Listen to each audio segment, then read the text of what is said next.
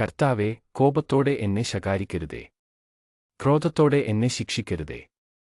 കർത്താവേ, ഞാൻ തളർന്നിരിക്കുന്നു, എന്നോട് കരുണ തോന്നണമേ. കർത്താവേ, എന്റെ അസ്ഥികൾ ഇളകിയിരിക്കുന്നു, എന്നെ സുഖപ്പെടുത്തണമേ. എന്റെ ആത്മാവ് അത്യന്തം അസ്വസ്ഥമായിരിക്കുന്നു. കർത്താവേ, ഇനിയും എത്ര നാൾ? കർത്താവേ, എന്റെ ജീവൻ രക്ഷിക്കാൻ വരണമേ. അങ്ങയുടെ കാരുണ്യത്താൽ എന്നെ മോചിപ്പിക്കണമേ. മൃതരുടെ ലോകത്ത് ആരും അങ്ങയെ അനുസ്മരിക്കുന്നില്ല, പാതാളത്തിൽ ആര് അങ്ങയെ സ്തുതിക്കും? കരഞ്ഞുകരഞ്ഞു ഞാൻ തളർന്നു, രാത്രിതോറും ഞാൻ കണ്ണീരൊഴുക്കി, എന്റെ തലയണ കുതിരുന്നു, കണ്ണീരുകൊണ്ട് എന്റെ കിടക്ക നനഞ്ഞു. ദുഃഖം കൊണ്ട് എന്റെ കണ്ണുമങ്ങുന്നു, ശത്രുക്കൾ നിമിത്തം അതു ക്ഷയിക്കുന്നു.